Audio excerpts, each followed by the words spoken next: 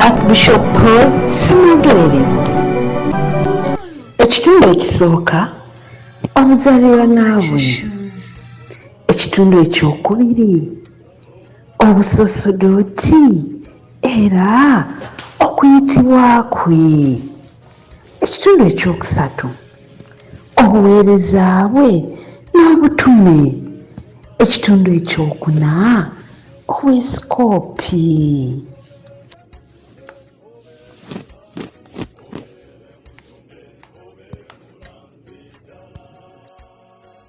Yeddira Lugave Ephesians 3:14-17 buli kika ekyokuzimu eky'omuddu ekijjuulira. Yazaalibwa nga 3 Ogwomukaaga 1956 mu Kisubi Parish, Kampala Archdiocese.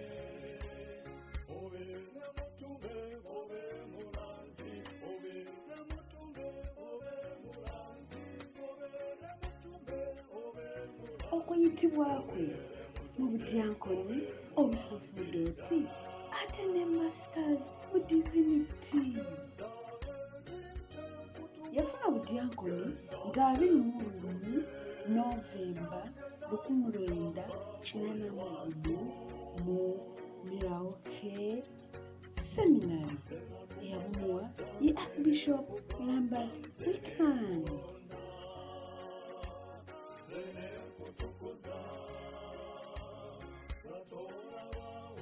Mu 1982 St. Francis Seminary Miraoke mu America yakuguka mu Masters Divinity.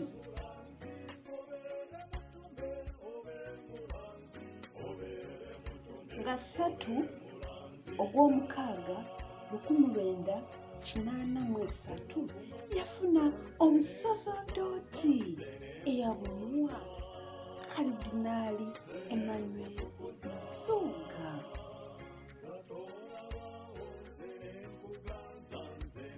Okuva ku St. Mbaga Major Seminary Egaba.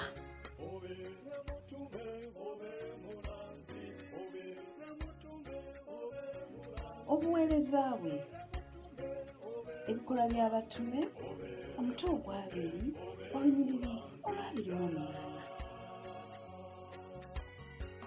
Yasomesa mu Nswanjere Junior Seminary okuva mu 1982 okutuuka mu 1983 ng'akyali mudyango.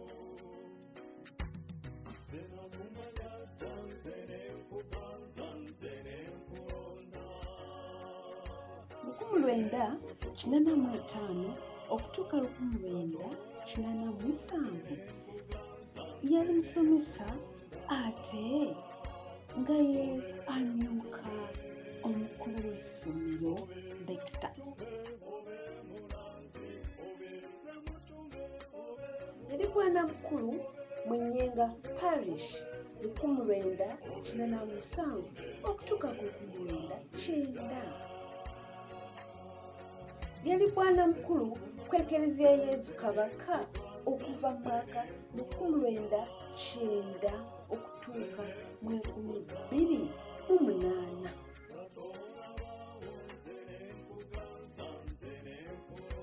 Christ the King Dinale 1990 okutuuka 1999.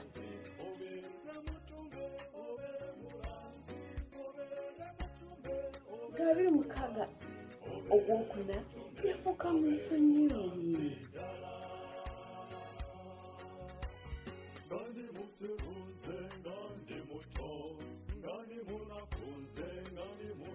Papa Benedict ow'ekumi ye yawummulwa.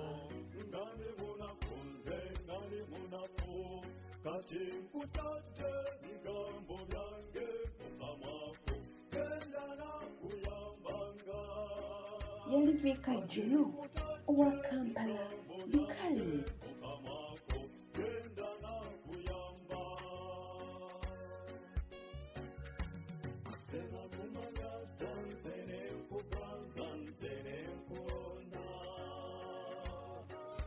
1 Peter chapter 5 verse 2.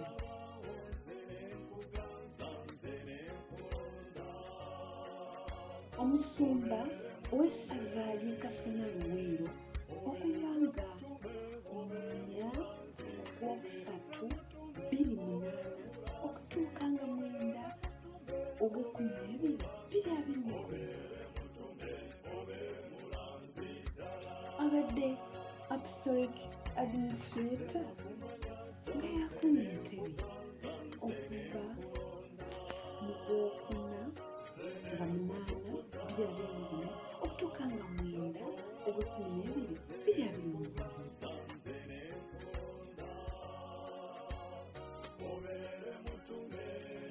Nga 9/12/2021 Papa Francis n'amuwa obwa Ssaabasumba era nga Ssaabasumba omupya omuggya ow'essaza ekkulu eri Kampala Archdiocese, omusumba omulonde Paul Ssemwogere.